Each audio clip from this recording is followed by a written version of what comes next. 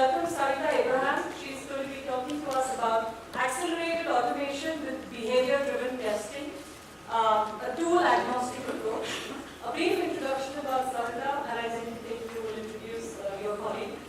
Sarita has led several engineering engagements for diverse business domains for the past 11 years. While working on these engagements, she's participated in various QA transformation and optimization initiatives. She's of course an InfoSean, a fellow InfoSean, and prior to Infosys, she has played multiple roles in product development, testing, and support in electronic design automation for over 4 years. Today, she will share with us experiences of implementing behavior-driven testing and agnostic automation approaches for large financial company analysis. So, are you all set? Yes, I would also like. Thank you. I would like to introduce my colleague, Anand Tambey. He's a product technical architect, and we work together for the solution. So, we'll be speaking today about how we implemented the solution for a financial services client.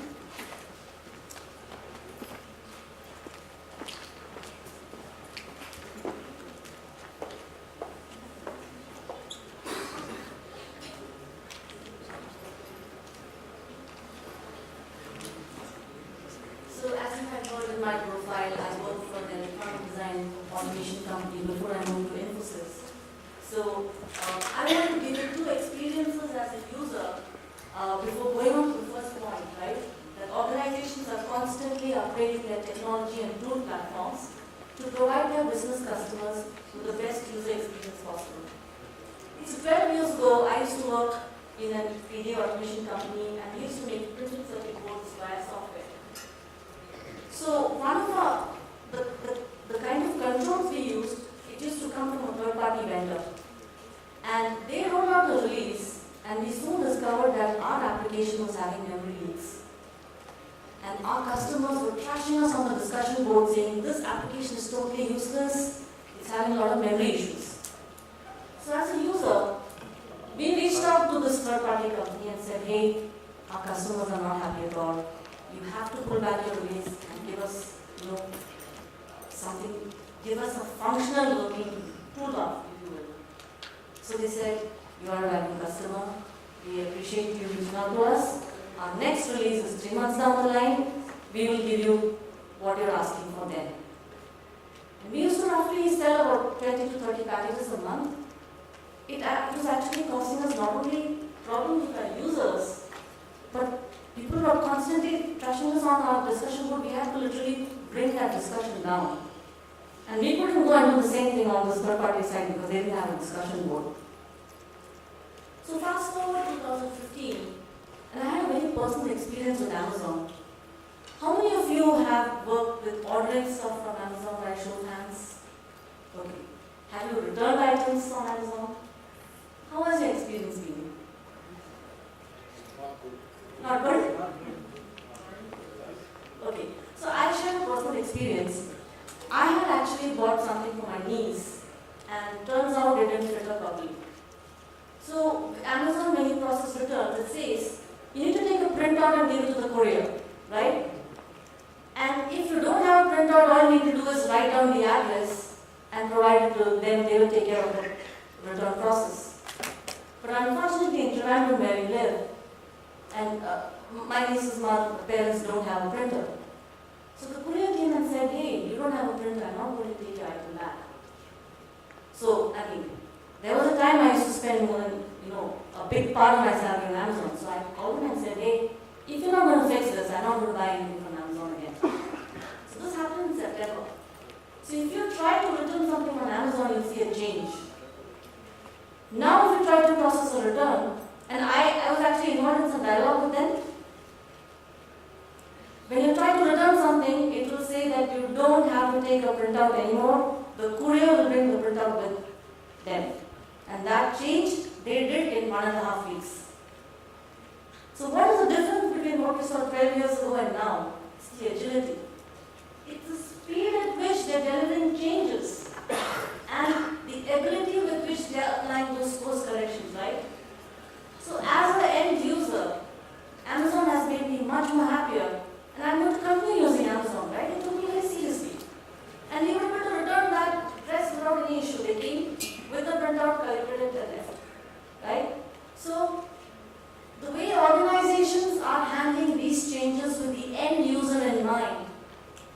is one key aspect of it. Okay?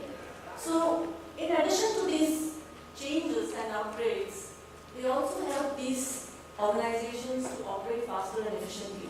So, if you use financial services, Chase Bank, earlier you had to go and deposit a check in the bank, right? But a few years ago, you just have to take a picture of the check and immediately your money is credited into your account. Okay. So getting these feature enhancements out fast is actually going to help them stay ahead of their counterparts. So if you take my example, right? Would I even consider Flipkart or Snapdeal when Amazon has made me so happy, right? So if they are able to they did this in 1.5 weeks. This whole change happened in 1.5 weeks. Shows how agile they are. And many organizations are now, you might be working for different companies, right? Isn't agile a very key feature of the way people are working now, right? Sure. Now, the thing about agile is, you get to talk to your users often, and you get their feedback often, and they are constantly engaged. Some of the frequently seen challenges that we see, one is technical complexity. So sometime back, when you have applications only on the portal, but now you have these applications even on your phones, right? But that's actually adding multiple layers of complexity. So you now have to test your application on the computer, now you have to test it on the iPad, phone. So with development also comes technical complexity. And your testers have to constantly upgrade themselves to be knowledgeable on those technical complexities. Then there is increased cost of infrastructure, licensing, and training to set up environmental tools. Okay, so one thing, for those who are working from the testing organization, have you heard this concern from your application development partners that the validation process is constantly slowing us down? It's a complaint you frequently hear, right? So, as more and more features get added, the testing team has the responsibility to ensure that whatever is working has to continue working, right? That onus falls on the testing team. But as features get added, your testing load continuously increases. Constant changes render the automation scripts unusable, right? So I think this is also something you may be able to relate with, right? Automation suites sometimes end up becoming a liability. Reason being, it is very tied to your GUI, it is very tied to the way the application is, it's implementation specific. And then last is automation scripts are tool dependent, right? So you have a lot of product vendors, they hold you hostage to their licensing, to the number, there are a lot of terms and conditions, right? So one thing that I have frequently heard from our clients is that, you need to kind of move away from this handcuff to tools. Okay, so like the previous speaker said, these are not the only 3 recommended approaches, but these are the approaches that we recommend. And this is what, and we're speaking from our experiences, the 3 approaches for accelerated testing. One is the behavior-driven testing approach, which we will go in the subsequent slides. The tool-agnostic approach and the integrated test type approach.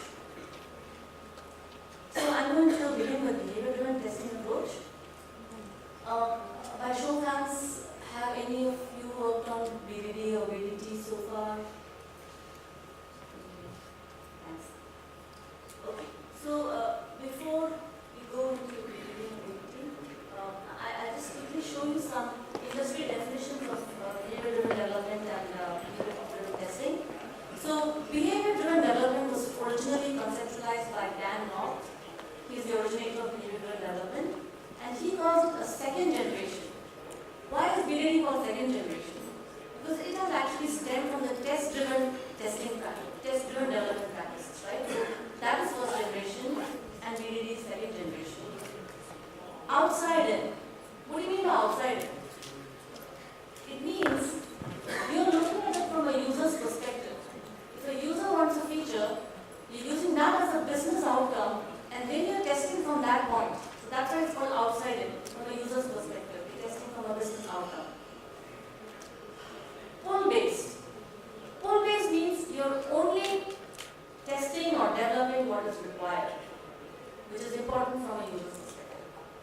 multiple stakeholder, multiple scale. Multiple scale means you can have multiple features being injected into your product. High automation, agile methodology. Okay. So there are some other definitions also. So BDD, so one core thing that you need to understand about BDD and BDT is the crux of that is the communication and the collaboration between different stakeholders, right? You have your users, your developers, business analysts, testers, all working together. Okay, so and BDT is the functional testing or the system testing equivalent of BDD, but it actually tests the characteristics of the system. Any questions so far? Okay. So this is a sample of the behavior-driven testing approach.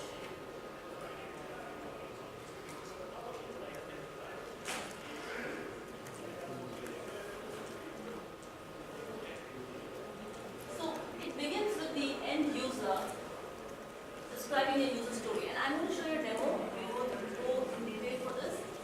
So the end user provides a user story, and then the testers, developers, users sit together and define something known as a scenario, a feature. This is jointly written by all these stakeholders together, and it's written in the ubiquitous language called Gherkin. So Gherkin essentially consists of a way of few keywords. It's very simple. So basically, a given statement is used for a prerequisite or a precondition, and this will combine two statements together. When is your action? And then is your expected result. So once you write the scenario, then it gets converted to your UI testing framework.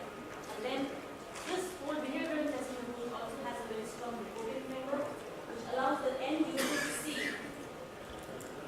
the key scenarios that they had intended to see. More thing to observe here,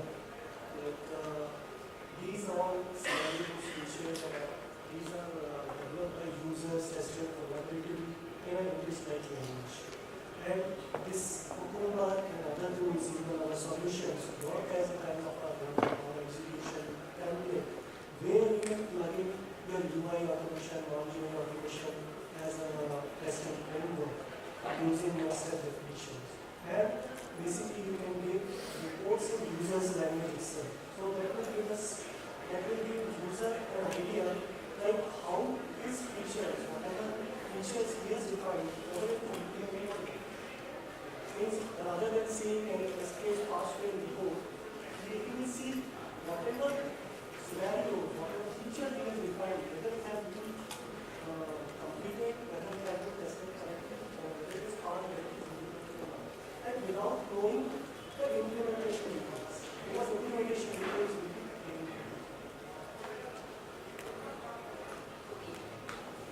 So why do we need to use a BDD or BDT framework for test automation?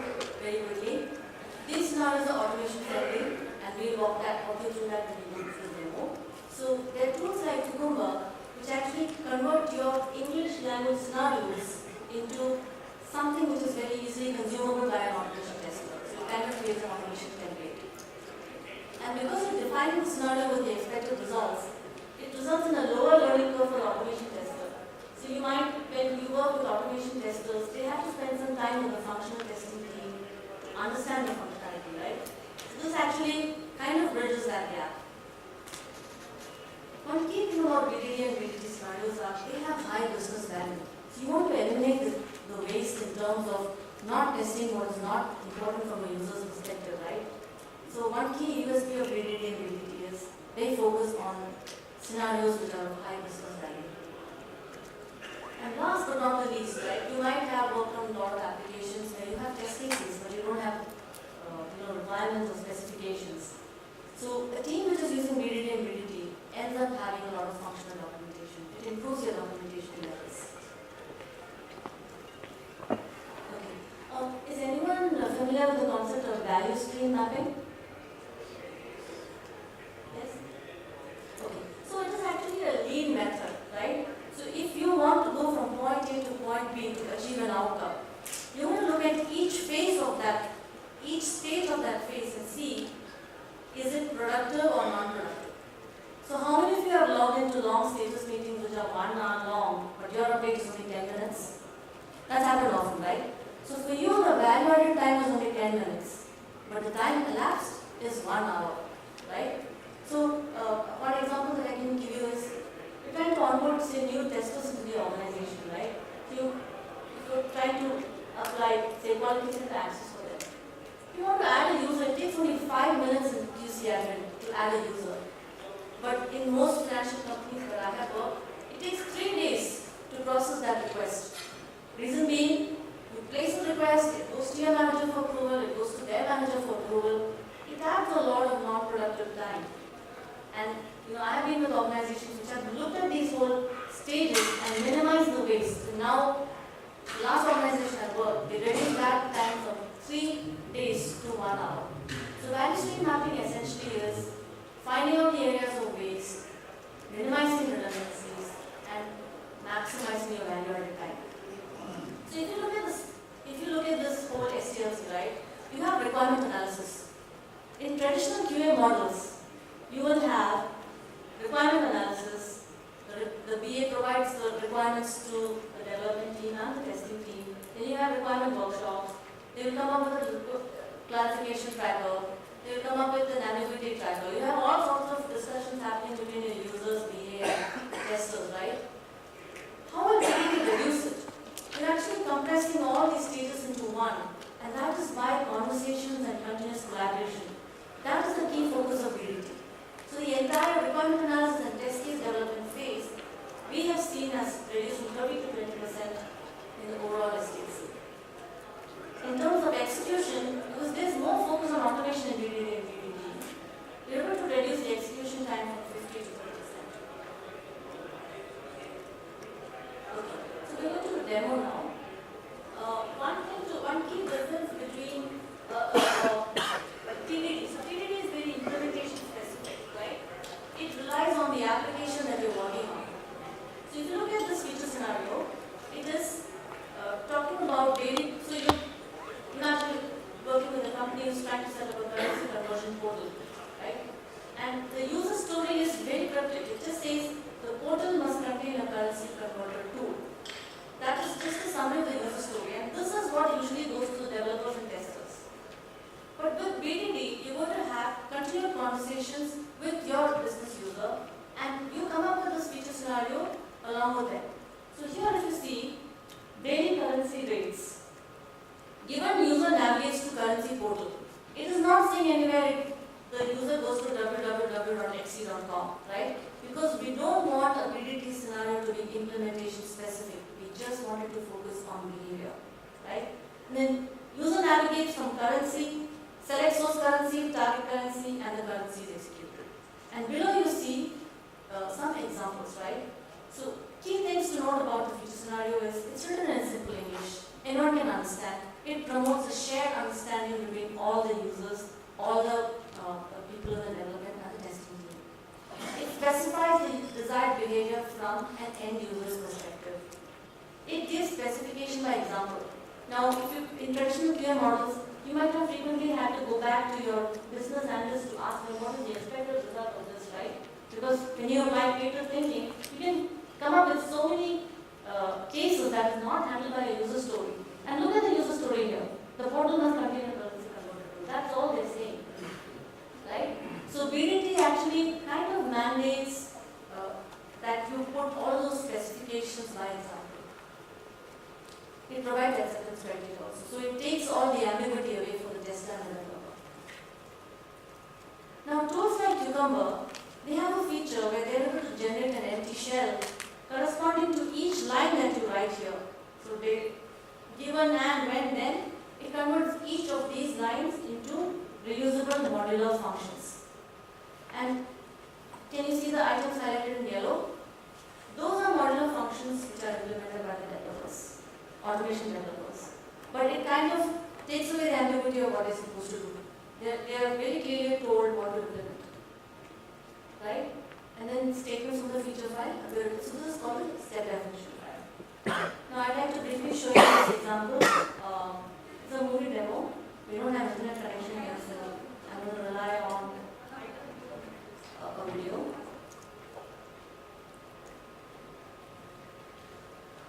So this is Eclipse where scenario, the end user or a UAT tester can just right click and run this as a cucumber feature. That's all they need to do. Write the feature, the automation engineer will do their job, and then they just have to run this feature. So now it's loading the currency converter portal, and it's going to, remember in our statement we gave 3 examples, it's going to iterate those 3 examples in this particular demo. So I'm not going to run the whole thing, but we've already run 2 examples now. Any questions so far? So just very quickly, I'm showing you the way we have structured. It is getting too technical, please stop me and I will see. So when you come to the whole framework, right, we have kind of structured the framework where you have the feature, and then you have, so the end user is only concerned with the feature, right? They are not concerned, they are abstracted from all the technical implementation, and that's actually done using the page object model, STeP definition, which is essentially a Selenium Java file. And so, page object, is anyone familiar with the page object model? Okay, great. So, page object model is actually something that allows people to reuse objects.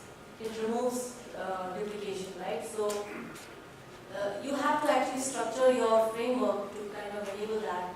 And then you have utilities which across the team different people can use. Now moving to the tool agnostic approach, I'm going to hand over to my colleague.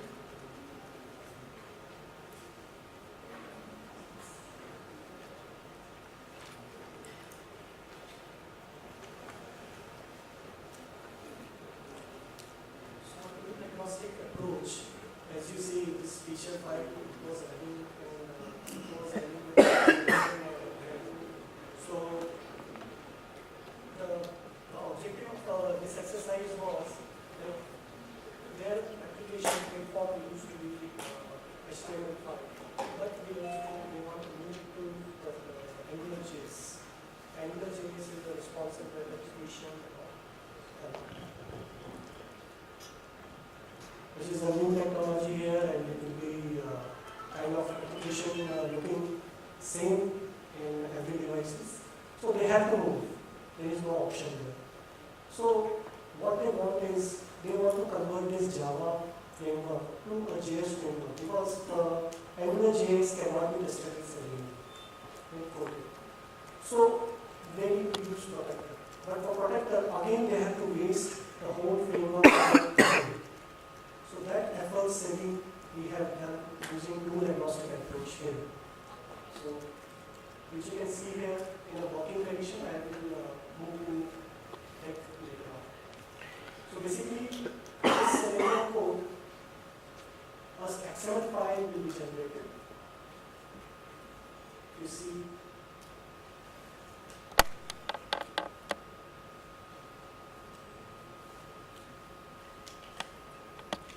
where it will document all the behaviors, actions, whatever we have done.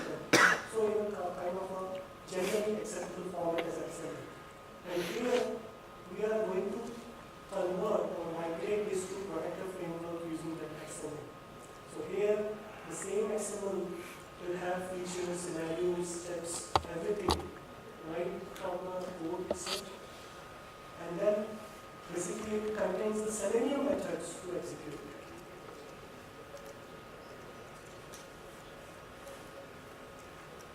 And then page object model is generated in JavaScript. So actually it converts code framework into a JavaScript framework using simple XML, which is a commonly accepted form.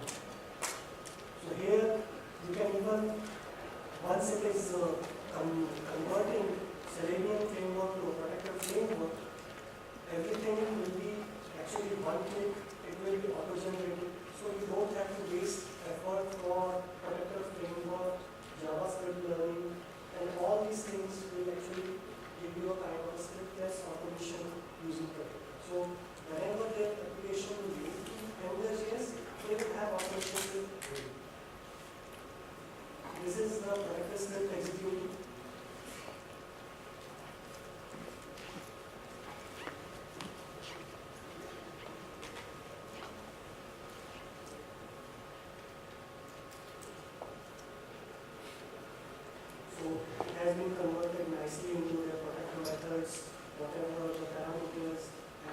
twice, even it generates feature times also. So,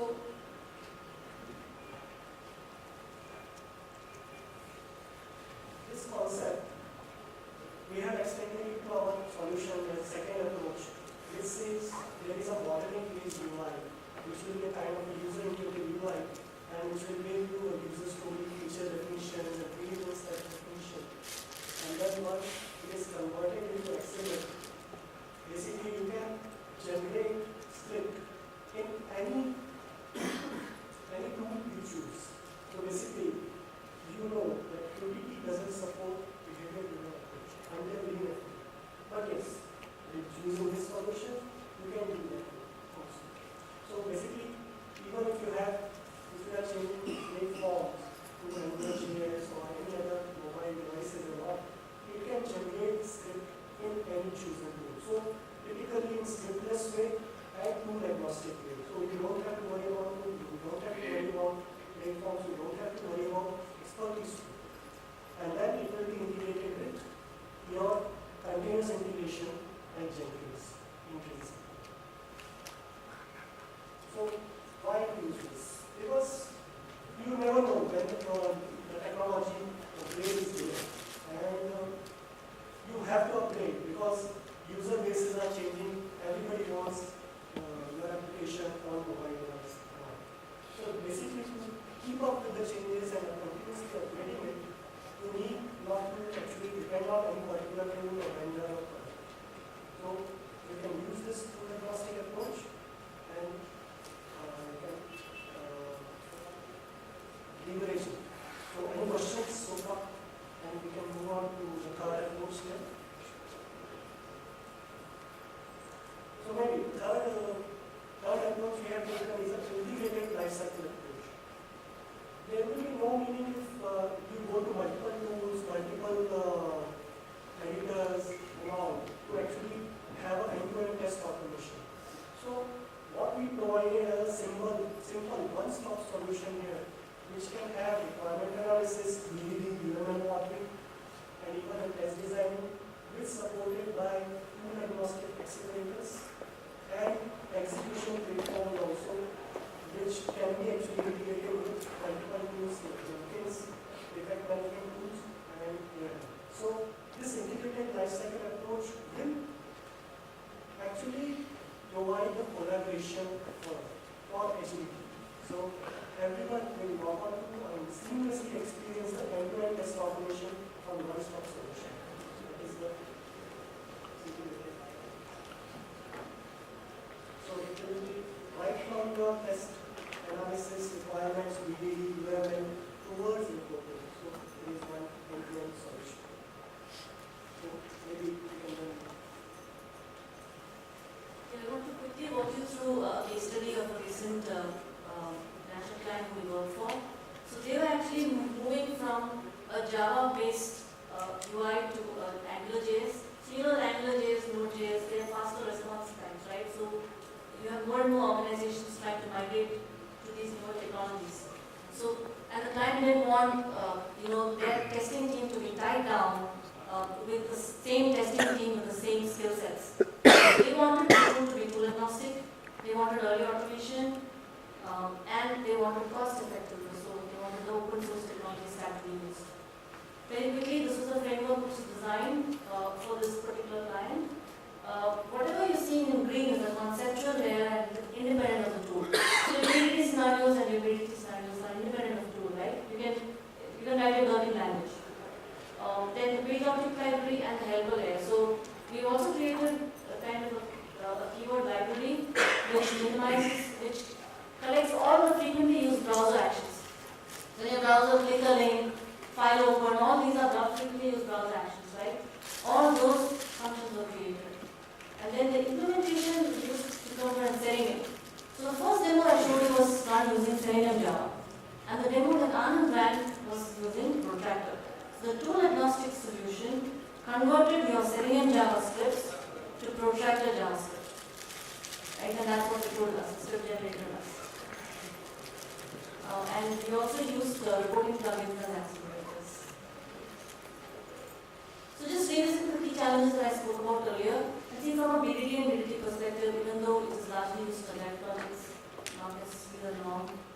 also use it in your testing projects, waterfall, if you will. So use of accelerators and STeP generators will reduce the skill set needs and it will reduce the impact of the technical complexity. Usage of open source tools will reduce the cost impact. When the challenge of slowing down a validation process, you can mitigate by shift left and early automation.